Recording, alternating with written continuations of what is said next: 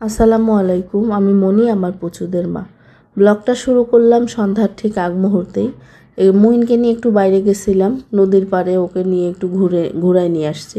আসলে সন্ধ্যার ঠিক আগ মুহূর্তেই আমাদের বাইরে যাওয়া হয়, কারণ আমার হাজব্যান্ডের অফিস থেকে ফিরতে ফিরতে এই সময়টাই হয়। আর এখন দিনটা তো অনেকটাই ছোট হয়ে গেছে, যার ফলে 5টার পরে আসলেই এরকম পরিস্থিতি হয়ে যায়। মুইন হঠাৎ করেই জেদ করে যে সে একটু হুন্ডা দিয়ে ঘুরবে। এজন্যই মূলত ওকে নিয়ে বের হয়েছিলাম। আর নদী থেকে ঘুরে আসার পথে এই বাজারে দেখি যে ভাপা পিঠা বিক্রি করতেছে। তো ভাবলাম যে শীতের শুরু, আর প্রথম ভাপা পিঠাটা এখান থেকেই খাই, মানে বাইরে খাওয়ার মধ্যে এখান থেকেই প্রথম ভাপা পিঠাটা খাইছিলাম ওই দিন। তো এখানে ভাপা পিঠা বানাচ্ছে। ভাপা পিঠাটার মধ্যে অনেক কিছু অ্যাড করছে উনি। নারকেল কুচি ছিল, নারকেল কোড়ানো আর কি, আর বাদাম, তারপরে কিশমিশ, চেরি, আর গুড় তো আছেই এগুলো। তো এই পিঠাটা মূলত আমার হাজব্যান্ড আর আমার ছেলেই খাইছে। আমার ছেলে তো এত মানে এই পিঠার সাথে তো এত পরিচিত না, একটু আধটু খাইছে, বাকিটা ওর বাবা খাইছে। আর আমি একটা খাইছি শুধু গুড় দিয়ে।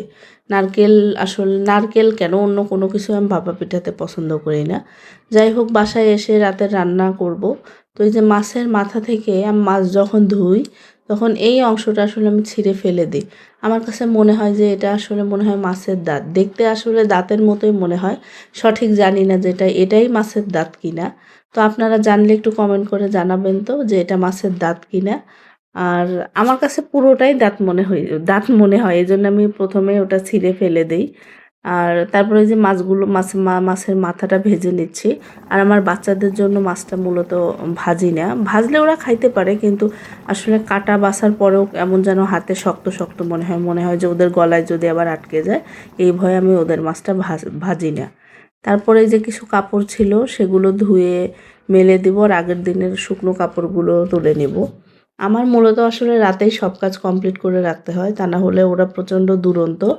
আমার ভয় হয় ওরা পরদিন যখন উঠে ওদের পিছনেই আমি সব সময় থাকি, ওদেরকে কখনোই একা ছাড়ি না। তারপরেও এই বাসায় আসার পর আমার বড় ছেলেটা মাথা কেটে ফেলছিল একদিন রাত 10টা, 10:30টার দিকে। পরে হসপিটালে নিয়ে সেলাই দিয়ে আনা লাগছে। তারপর থেকে আমার আরও বেশি ভয় ঢুকে গেছে, ওদেরকে আমি কখনোই একা ছাড়ি না। যার ফলে রাতেই সব কাজ ওর বাবা থাকে, যার ফলে ওর বাবা না ধরলেও তো থাকে সাপোর্টিভ হিসেবে। এজন্যই আসলে আমি মূলত সব কাজ রাতেই কমপ্লিট করে রাখি। আর এই হচ্ছে আমার বেডরুমের অবস্থা, যেটাকে আমি গোয়ালঘর নামে ডাকি।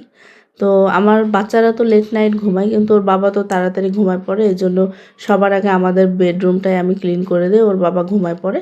তারপরে হচ্ছে বাচ্চারা ঘুমালে আমি বাকি রুমগুলো পরিষ্কার করি। তো এই যে পরিষ্কার করার পরে এরকম একটু দেখা যাচ্ছে।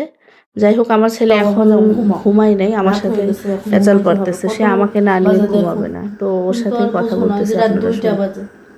রাত 2টা বাজে, এখনো এই যে ঘুমায় নেই। যাও, মা বলছে আমার আব্বা ধন। হ্যাঁ, আমি যাবো তো, আমার আর একটু কাজ আছে, কাজ শেষ করে যাবো। মা উঠো, উঠে বসো, পচা দেখাচ্ছে।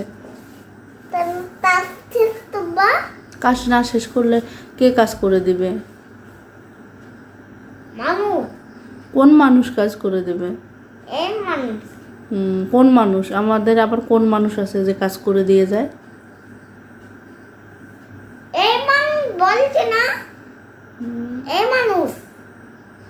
আচ্ছা, উঠে বসো, উঠে বসো, উঠে বসো। শুয়ে পড়তেছো কেন? যাও মা, বিছানায় যাও, সব বাবার কাছে ঘুমায় পড়ো, যাও। আপু তো ঘুমাইছে।